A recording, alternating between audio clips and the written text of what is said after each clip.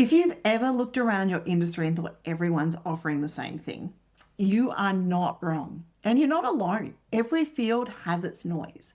And it's easy to feel like you're shouting into a crowded room. But here's the thing, standing out and being different within your industry isn't actually always about inventing something no one's ever seen before.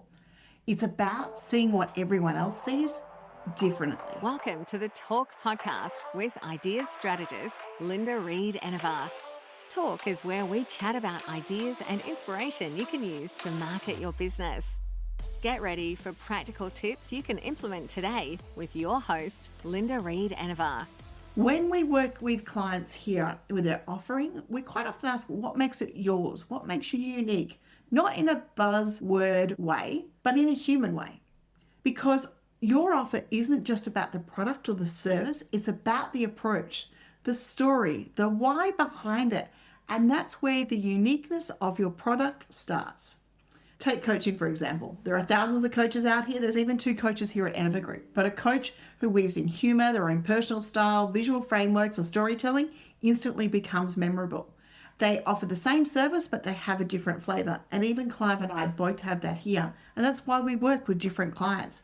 And we might work together on some projects, but normally different clients have different approaches and they have different needs. And that's where our specialty and our expertise comes in. The trap that most people fall for is trying to compete on features. Add more modules, include more bonuses, but that just becomes more noise. The real power comes from creating the experience. When we were building our first group program, I looked at what was already out there, long webinars, endless PDFs. I thought, what if we make it lighter? What if we do bite-sized lessons that people could actually finish? Because I know what it's like being a business owner. I can't deal with that. What if we added in community support where they could talk, not just listen?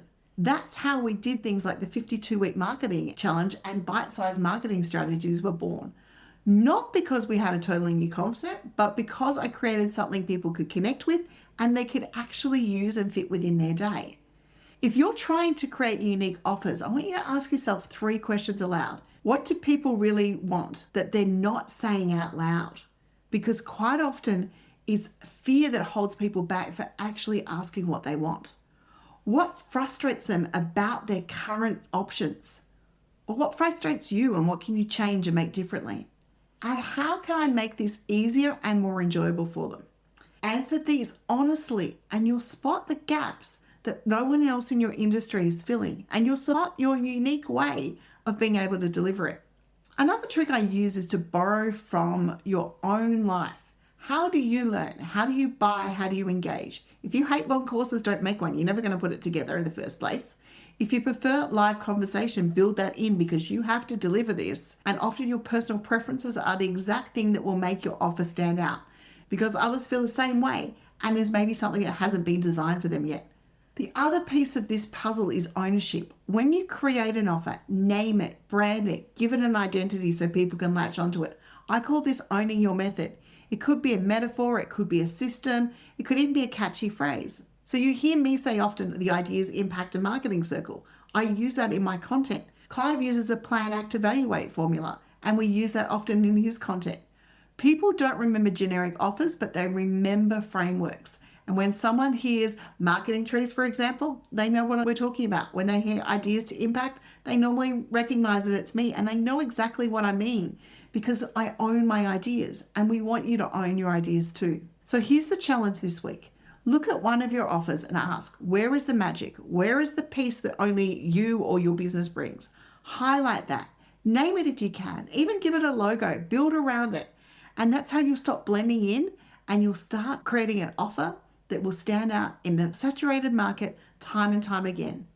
And remember, because someone else is doing it means that it's already tested. So don't let that stop you from creating something for your audience, for your people inside your market. Thank you for listening to another episode of Talk with Linda Reed-Enever. Make sure you subscribe via your favorite podcast app so you don't miss the next great episode. You can find more ideas and inspiration at enevergroup.com.au.